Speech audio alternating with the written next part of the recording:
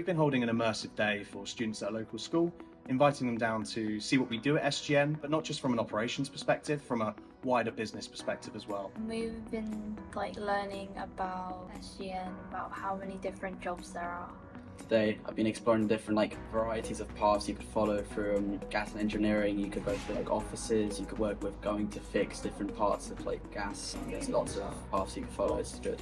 Engineering is a very brilliant career, I think, for a lot of people.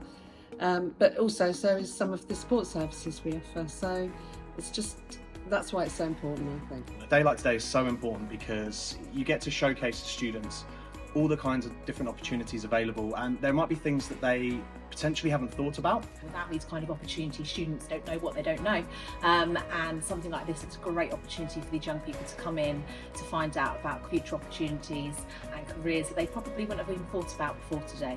There's so much more to the wider business, things like communications, HR, business support, stakeholder management, and these are all career paths that someone might not consider with SGN. Students have had the opportunity to go into the call centre, listen to calls, have a look around the vans with some of the engineers. They're really busy. I didn't expect them to be that busy, get so many calls and stuff, especially during the weeks.